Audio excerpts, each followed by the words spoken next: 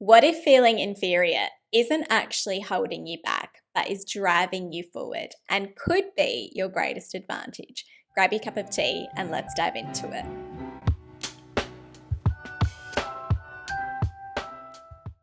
We love to hear a success story. We love to remember them. But what we can also forget is that for a lot of those success stories, those people weren't actually the best to begin with. And for a lot of the most iconic success stories, they shared a really similar origin story where those people were often overlooked, where they were doubted, or where they were rejected or felt like they weren't good enough. Psychology has shown that adversity isn't just merely a part of your success story, it could actually be the reason for it. So let's start with point number one, and that is inferiority to excellence. It's likely that at some stage of your life, you have felt or you are going to feel inferior to other people. This is a natural process in human development, in the human experience. There was an Austrian psychologist, Alfred Adler, who developed this idea of an inferiority complex. And he highlighted that this is just a natural part of human development, to have these feelings of inadequacy at some points or at multiple points in your life. But what matters most is what you do in these moments, what you do next, how you respond to feeling inferior. So, according to Adler, there are essentially two different paths that start to emerge when you have these feelings. And path number one is what leads to the inferiority complex. So, some people, for example, will internalize these feelings of adequacy and they'll begin to withdraw. And this is where they might avoid challenges, they might reduce their confidence, they will have a fear of failure most likely, and they will have limiting beliefs about their personal abilities. But there is an alternative path, and that is one of competence and growth. This is where people use that discomfort that they are feeling as motivation to improve. So they are focused on increasing their efforts, increasing their skills development, their long-term persistence, and their exceptional achievement. So essentially, Adler describes this process as compensation. You're transforming those perceived weaknesses into motivation, the motivation that propels your mastery of certain things. And even after success is achieved, for some people, these feelings of feeling inferior can still persist. And this is something that often manifests with high achievers. The research has shown that 70% of people have said that they experience some form of imposter syndrome in at least one stage of their career. And it also says that high-performing professionals and leaders tend to experience this feeling more frequently. But what do you do when you feel inferior? Do you allow yourself to be overcome by those emotions? Or do you prepare more? Do you learn more? Do you continue to build your skills? Do you set higher standards for yourself? The very same psychological tension that is causing you discomfort could actually be the secret to your excellence. And sometimes excellence isn't actually built in all of those big dramatic moments. It's built in the everyday moments, in the everyday habits that you have. Now, I have done another series on the habits that could be keeping you stuck to tap into more of those potential everyday moments that could be holding you back. So make sure you check out that series as well. My next point for your adversity advantage is that rejection regularly misjudges potential. So I grew up in a Beatles loving household. My parents loved the Beatles and we loved it growing up as children as well. We still do.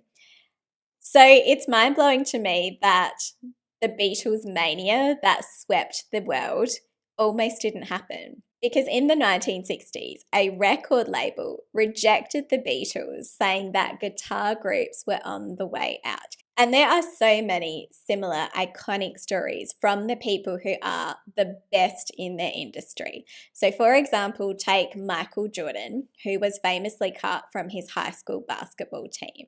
And he went on to say, "I have failed over and over and over again in my life, and that is why I succeed." Walt Disney was also reportedly fired from his job with a newspaper, saying that he lacked imagination. And Oprah was also famously told that she was not fit for television. So if you find yourself feeling like a failure, also remember that it could be that there is a mismatch between you, your talent, and the environment that you are in. And you need to move towards people who understand your potential. You might also find a recent episode that I did on failing forward and why you might be failing useful, because this can also help you consider some of the internal forces that could actually be at play in the feelings that you are having about failure. My point number 3 is using adversity to reshape your identity. J.K. Rowling famously experienced one of the most challenging periods of her life prior to publishing Harry Potter. This was a period where she had suffered the death of her mother, where she had experienced a failed marriage, where she was experiencing financial hardship, severe financial hardship that I believe she described as being as poor as anyone can be without actually being homeless. And she was also a single mother and she had clinical depression. And for the would be eventual billionaire, her book, Harry Potter, was rejected by 12 publishers before it was eventually accepted. The researchers found that adversity can actually lead to positive psychological change, and this is often described as post-traumatic growth. This is where, for example, you might feel a greater sense of strength, you might feel like you have more purpose, you might feel like you have stronger relationships, and you might also have a stronger appreciation of life. And positive psychology has also found that approximately 50 to 70% of people who experience some form of adversity also experience post-traumatic growth. Now, if you are experiencing adversity, remember that this is just a part of your hero's journey, your hero story. Things aren't always going to go perfectly all the time. There are always complications. There are moments of tension in all of your favorite stories. And something that I've really loved to think about when it comes to adversity lately is this idea of an alter ego effect, which I've talked about just recently on this channel. I've loved learning about this. And I've loved exploring just how much fun an alter ego can be, because it is a really light-hearted way, I think, to look at how you can overcome adversity, how you can unlock the potential that you have within you. So if you haven't already, make sure you check out my previous episode on this topic, because I absolutely loved reading The Alter Ego Effect by Todd Herman, and in that episode I share my top 10 takeaways from that book. Now let's talk about how you can practically put adversity into action, because adversity alone is not going to help you to achieve great things. It's your response to the adversity. It is using those setbacks to transform your future going forward. So, for example, if you find yourself comparing yourself to other people, then reframe the way that you look at those people. Think about what it is that you admire about those people. What is it that they're doing really well? What are the skills and the talents that they have that is obviously resonating emotionally with you?